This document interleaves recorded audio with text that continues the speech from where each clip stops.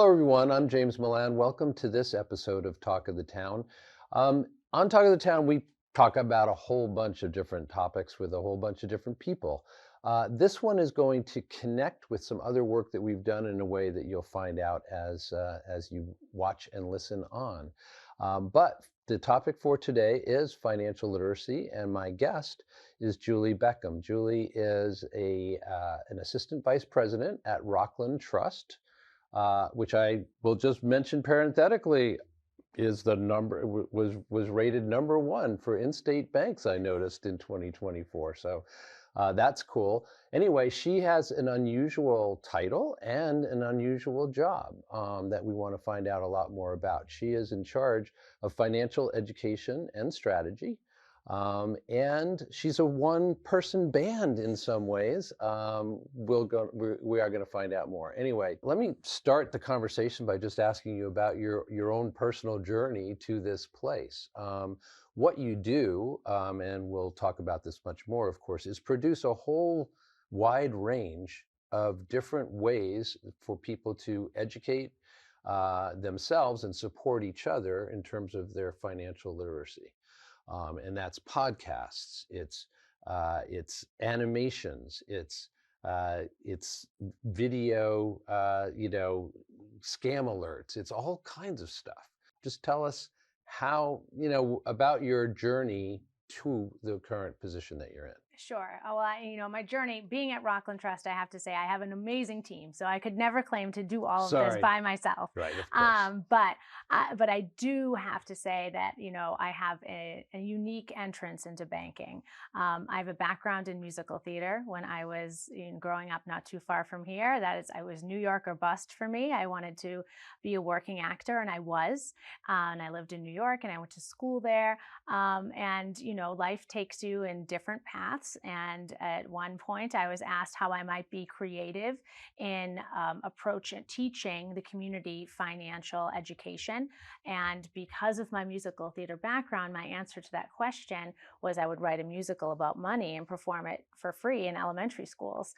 And the bank president I was talking to at the time thought that was interesting, and I put together a proposal. It was accepted, and that began my career in banking, which is really interesting. Of course, from there, I had to get financially educated myself because it's not something that we're traditionally taught. And in doing so, I realized the breadth of work that needs to be done in order for us to all be financially literate. And, that's taken me to where I am today, where I really do use my background in theater to incorporate all types of entertaining and engaging ways to reach people on a topic that is so taboo and often difficult to talk about. Yeah, I mean, one thing that I know from kind of looking through all the things that you offer is that you have something to appeal to speak to virtually every age group. I'm sure many demographics of all different sorts. Where did you start with that? How much has this been an organic growth process as you added in? Maybe you started with one video and then decided, oh, podcasts would be a good idea. Oh, a coloring book would be a good way to get to kids. Yeah. How did that work? I think the concept is that, you really want to meet people where they are and you want to grab their attention. As a performer, or someone who auditioned, I probably auditioned more than I performed in my 20s because that's what you do in New York. One, right? And so you have 2 minutes to grab, or 30 seconds or 15 to get someone's attention and keep it. And I think that when it comes to talking about difficult things, or when it comes to learning, if you don't understand something in the first 10 seconds, you turn off the radio, you shut the magazine, you put down your phone. And so I think part of my approach has been to demystify some of this personal finance jargon that really keeps us from learning and listening and making progress and becoming financially capable for ourselves and our families. And so for every program that I've helped to create, I think that's top of mind for me. How am I going to keep the attention? And I've been able to do that through different modules, like you Hmm. said, through a musical for little kids. Who doesn't want to laugh and sing when you're a little kid? That's all little kids want to do. So if they're sitting crisscross applesauce, or they're in their classroom with their favorite teacher and they're listening to a song and get to sing along and then do an activity, which is what they can do in Miss Money's classroom, that's going to keep their attention. Hmm. And when it comes to, just families and older folks, people listen to podcasts all the time. And they also want to see little videos, because reading it and seeing it and listening to a person, all of those different learning modules come into play when we're really hesitant to learn anyway. So the ways that we can put them together to make people really get it is important.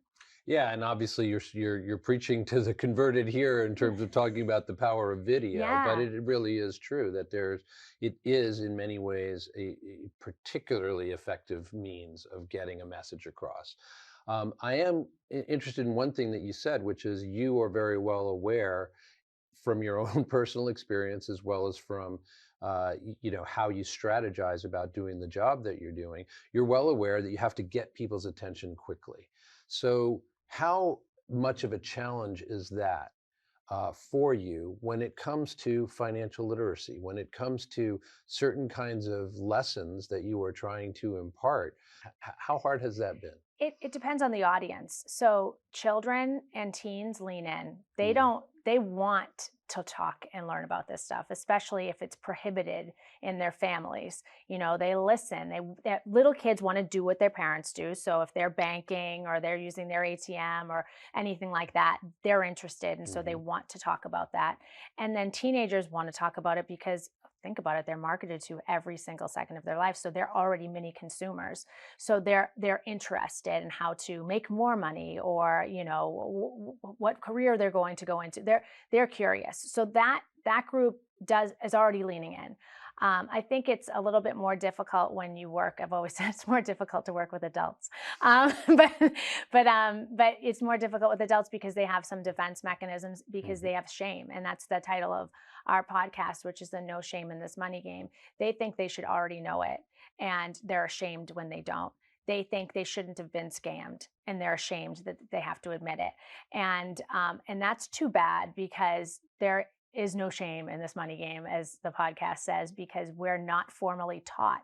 Most of us are just learning through the school of hard knocks how to operate financially. And so unless we inherited loads of wealth and advisors that come with that, Hmm. or the knowledge from a very trusted and very advanced family or friend, Hmm. we don't know. And so I think that part of my job is to break down the barriers that keep us from learning.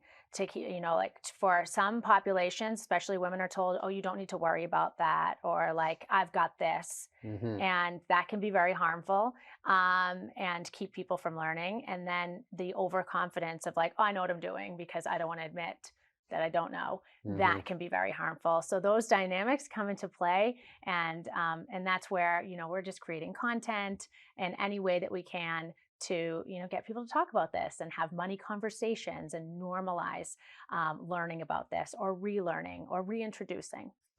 I want to follow up on what you just said about especially for women, Hmm. because I noticed in looking at at Rockland Trust's website that they made prominent in there that they are seeking to, you know, be able to provide materials that are going to be useful for lots of people, but also with an emphasis on women. So, can you talk about that a little bit? Yeah, I think that 1974 was the first year that a woman could get a credit card on her own. That wasn't that long Is ago. that So, Hmm. if we think about that in terms of history, women have not had financial autonomy. And so you don't have to go too far back to realize that those kind of lessons, or not, no lessons, have gone along with that. Hmm. Women outlive men. So what's happening now with this generation is that there's a big wealth transfer that's happening, but Hmm. also women are inheriting this from their deceased spouses, and might not have ever looked at the investments, might not have ever um, paid the bills. Might not have been permitted to, Yes, even or if they just were not invited interested, into the you know? conversation, Mhm, or not invited into the conversations with the wealth advisor, mhm. or the banker. And I think that, the time to stop that is now, because, with this generation, I think we're going to see a lot of individuals who are a bit lost, not just because they lost their life partner, but because they might not know how to manage the finances. And it doesn't have to be a lot of, we're not talking about like wealth. When we talk wealth, it sounds so big, but we're just talking about life. We're talking Mhm, about living. mhm. And I think that, we need to reach out to each other and make sure that we're all okay, our family members, our loved ones, and again, not shame them into not knowing. I did not live my parents' life, nor are they living mine. And so I could not say, oh, I can't believe you don't know this. It Mhm. was a different world. And just because the world has changed doesn't mean that couples or families change along with that, with those traditions of talking and not talking about things. And that's just within the norms of the quote unquote American society. If we go worldly, it's very different. And in some countries, you need an escort or a passport or an identification to walk into a bank. And so, when you come here, it's like, no, just come in the bank. They're friendly. We're nice. Have a Mhm. lollipop, Mhm, mhm. So, but you have to teach that, because if you're not used to that in your culture or your family, then you don't know that banking is a safe thing to do. Right. It's a friendly atmosphere. We'll sit down and talk. You have questions? Let me answer your questions. Yeah, I mean, I'm really struck by the fact that you've talked a couple, mentioned a couple of times, and it's the name of your podcast, "No Shame in This Money Game." This idea of shame, because it does seem to be both an internal thing that is an obstacle and that you are fighting against if you were trying to help people towards financial literacy, and then an external thing as well. People get that from others where you're, Mm-hmm. I can't believe you didn't know that Right. kind of thing. Or And it really judgments. does Mm-hmm. feel like this is a fraught area as it kind of combines with this idea of shame, which we know is a extremely unproductive. Yeah, it's Uh, useless. yeah. It serves no purpose Hmm. except to make you feel terrible. And yet it's so prevalent, especially when it comes to talking about money. Yeah, and I noticed that running very consistently through all of the different media that you use and platforms that you use to get these messages out, running through all of that is a clear and consistent anti-shame message, a Yeah. clear and consistent kind of validating of wherever it is that you are right now. Hmm. We're just interested in helping you get somewhere better, Right. make progress from there, not in judging you about where you're at. Right. And that seems so important. So, what I want to start with is the fact that you were mentioning that for all of us, there's very, very little financial education built into the curricula that we go through. First, ask you to speak to the programs that you are, that you have devised that are meant to address that deficit. Sure. So I've developed programming from kindergarten to senior citizens. So the first program that I mentioned earlier, that's kind of my flagship program, is a musical called Miss Money and the Coins, which from 2011 through COVID, I performed 500 times at more than 150 schools to over 80,000 elementary school students in Massachusetts. So Wow. I like to say it's the longest running musical on financial literacy in the world. No one has corrected me, but That's right. Who's going to be able to yeah. do that, So right? now it is completely online and virtual. It's Miss Money's Classroom, and you can access an introductory animated video, 5 downloadable songs, activity sheets for every song that have objectives and fun learning situations for every song, and a teacher-driven lesson plan that cites DESE standards, Department of Education, Hmm. so that teachers can really, you kind of check those boxes while educating and entertaining their students on a subject that they want to learn about so much, which is money. So that's for kindergarten through fifth Yeah, grade. I'm going to Hmm. just interrupt you Yeah. because I think we should have a look. Let's just go ahead and have a look. No, it sounds good. Only buy what you need, Nick. That's like the cardinal rule of money. Ooh, cardinals are pretty, but I think blue jays are my favorite. We're not talking about birds, Miss Money. We're talking about the cardinal or most important rule of money. only buy what you need. Actually, I would say the rule is buy what you need first. God, that looks like fun to produce as well as to take in. It is so fun. It was so fun to obviously write this and perform it and be in schools, but then to take this and have it be online in English, Spanish, and Portuguese, and watch. I've visited classrooms who do the program, and they're just as engaged as they were sitting crisscross applesauce on their cafetorium floors, and they have these fun books to keep track of their learning and do all the exercises and learn with these fun characters. It's great. And just out of curiosity, how many of those characters are you performing, if any? Oh, I'm one of the voices. I'm Miss Money's voice on this program, and then two other actors who I used to travel with are the other voices. But now it's the teachers and families that are facilitating this, because it just goes right to the website, downloading these songs, listening to them, doing the activities. So it can run itself without me facilitating it, which makes the reach so much more. And there's only one of me in my Camry going to schools, so that I can be at multiple schools at the same time, which is really amazing. You were saying adults are tougher.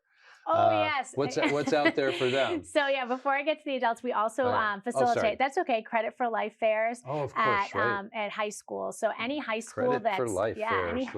Which is really fun. We worked with 7 other community banks during COVID to create creditforlife.org, which houses an online program for teenagers to live their best fictitious 25-year-old lives. So basically they pick an avatar career, they get a paycheck, and at their schools, we help them run a fair, which means we have volunteers from Rockland Trust and their school and the community come in and stand at tables that give them the choices to pick transportation, pick housing, pick vacations, pick clothing, pick food, basically all of the things that they will have to buy when they're running their own adult lives. And so they have to go to all the different booths with their device, because it's all on creditforlife.org, and it tallies it. They pick whether they pay for it out of their checking account, their savings account, their credit card. They balance all of that, speak with a credit counselor, which is one of our volunteers, and talk about these important choices that are just around the corner for many of them.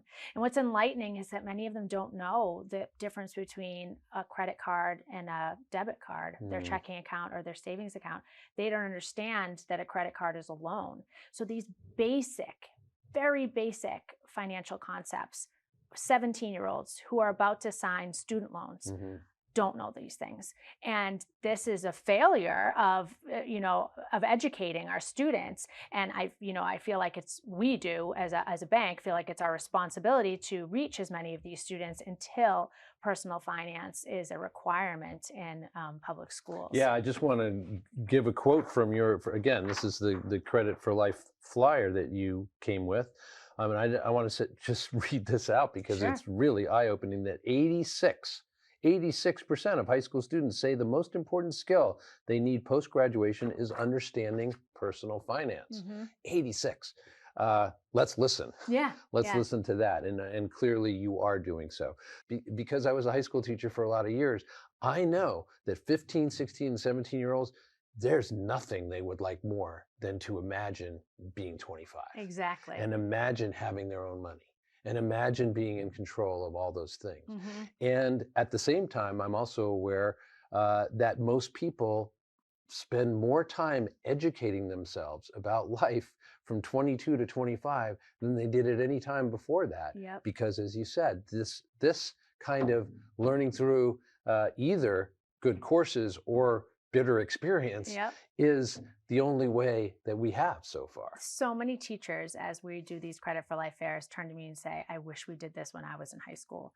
Because these young teachers are, just figuring out, like you said, 22 to 25, that's the time where we're just like, whoop, there you go. Now you're an adult. And we don't have these skills. And by the time that time period comes along, you've got your diploma, you have your major, you've got your first job, you feel like you should know everything. And that's where the next program that I developed is the podcast No Shame in This Money Game. Hmm. And the title is intentional because we have so much shame as we become adults about not knowing about personal finance. And that keeps us from learning, and it gets us defensive. And then we don't talk to people and we don't seek advice because we feel like we should already know it and we want to do things on our own. We don't want to listen to mom or dad or the uncle who says, hey, like, let's talk about this, Hmm.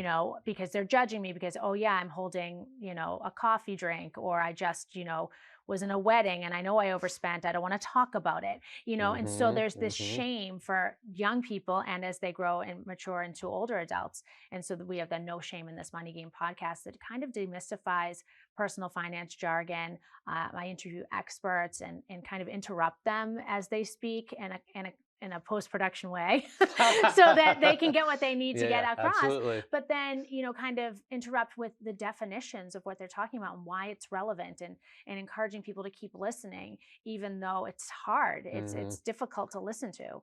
I do that in real life, actually. Interrupt people all the time to get further clarification, really, again, for a lot of the same reasons. Um, we've covered, very quickly, people will have some sense of the breadth, again, of your offerings. Let me ask you last question about that before we then tie things into what's going on here in Arlington. And that is, how do you know whether these things are working? How can you measure success? Yeah. Yeah, so that's where I rely on my team. So I'm out here, plugging all these programs and implementing them, and there are ways to track clicks of things and all that. Hmm. Over the span of the lifetime of the podcast, 10,000 listens have happened. Hmm. So that's really great. We want to keep going with that. When we were in person, I can count the kids sitting crisscross applesauce, but now when you log on to look at Miss Money's classroom and you want the teacher-driven lesson plan, which is very valuable because it gives you a step-by-step on how to teach it. We just ask, your name and what school if you work for a school, and how many students you'll be doing this for. So that's a way that we can track these kind of things. And of course, Credit for Life. We have several community banks that work on that, and we can see the students there and keep track of them as they log onto the program. So it's a great way to see our progress. But I think that it's more the faces and the aha moments that you get when you're watching these programs. I mean, I had one student the other day who just looked at me and said, I'm really paying attention today because this is important. Mm. And like, just having a teenager say that, it's like, yeah, it is. And then another student said, just anecdotally, like, I actually don't know what a credit card does. And it's like, okay, let's talk about that. So, they're admitting what they don't know and they're Hmm. asking for help. And it's wonderful. I mean, Rockland Trust, we have 122 branches, and I'm really active in getting all of my colleagues to know about these programs. And there's information in the branches, and they're talking about it and listening to the podcasts and talking to each other about it, which I just think creates this culture of talking about money and helping each other. And that's something that I think that is embedded into Rockland Trust. As we're the bank where each relationship matters, and we really want people to have a healthy relationship with money, and that starts with talking about money. Yeah, and I have to say, I noticed that Rockland Trust really does put its money where its mouth is, so to speak. And there's a lot of grant opportunities, a lot of community support coming through the form of loans and grants and donations, et cetera, and also big volunteer, ethos Yep. among your employees. So all that is to the good. You were saying that this is how you can uh, kind of lift communities up, and that's what I want to finish with. And talking about here in Arlington, and I mentioned at the outset when in the introduction here that I wanted to tie this conversation into another one. That is one that we had recently here on Talk of the Town with Jack Nagel, who is the executive director of the Arlington Housing Authority, related to the fact that they are interested not only in providing the basics of food and shelter, shelter primarily, right, and food as well through various programs, but education. Education is so important for them. I know that you at Rockland Trust, you said 122 branches. You guys are all over the state and really involved in the communities you're in, including in Arlington Yep. in a number of ways. Um, but I'm wondering about this, this idea of potentially bringing how to match the resources that you already have and have been attempting to disseminate with with the needs of the Arlington Housing Authority and its various developments and other families who could just use individuals and families who could really use this. Yeah, I feel like a connector in that kind of way where, I access a lot of educational material from national nonprofits, from local nonprofits who are doing this great work and trying to financially educate the community. And so through the programming that I've developed at Rockland Trust, I've been connected to these other great programs, which makes it easier for me to connect with a nonprofit like this in Arlington and say, hey, these are the programs we have. We have a bank down the street. Do you want to have a tour there? Do you want to, who feels comfortable at a bank? Do you want to meet the branch manager? Is there a particular topic that you're struggling with that your population needs?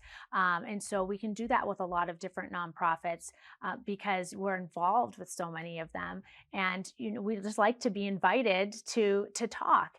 And again, normalize this education about money. So not only do we have these programs that they can download for free and play and use and all the different modules of learning from kindergarten through senior citizens, but we can also visit or connect them with resources through another nonprofit we support or a national nonprofit that might have some online curriculum that might speak to their population. So it's I just think that getting this information, we don't create the information to have it sit stale on a website Hmm. or have a flyer on a branch that nobody looks at. We really want to get this information out there, and we're willing to to work on that and Hmm. work with the community. Yeah, I have to say, I was delighted to hear right before we went on air, really, that there's going to be an upcoming event at one of the AHA's developments here in Menotomy Manor, which is full of families, lots and lots of kids, more than 200 kids there. And there's going to be a kind of night out event coming up in December. And, they have donations of all different kinds of supplies for making art and other kinds of things like that. When you heard about it, apparently you came right up with this and are supplying 200 or 300 or Yeah. something, some large number of what is looks like an educational coloring book. Yeah, so it's our activity guide for Miss Money's classroom, which you can just listen to. You can sing the tune for financial literacy while doing the activities and coloring and learning. And so I'm so happy that the kids will be doing that evening because it's really fun. There's one lesson I particularly like for this time of year, which one of the songs is called "Give a Little, Get a Lot," and it's about sharing. And it talks about how sometimes you're the one who shares and then sometimes you're the one who receives and what that's like and how you can be grateful in each position. Hmm. And I think that's a topic that has to do with money as well, Hmm. and that kids need to learn about and want to learn about. So I'm excited that they'll be doing that evening, and we're absolutely happy to help out any way we can. Yeah, and I love again, as we're done here, just about with our conversation, but just the fact that it ends with you once again mentioning how you're reframing from shame being kind of part of this whole conversation or infusing it to validation and gratitude, Hmm. so that whether you're the sharer or the sharee Hmm. at any given time, you can feel grateful, as you said. So we are grateful, by the Oh, way, for thank your you. coming in here and speaking with us today about all this. Thank you so much for having me. Absolutely, it's been a pleasure. I've been speaking with Julie Beckham. She is an assistant vice president at Rockland Trust. We'll see you next time. I'm James Milan. This is Talk of the Town.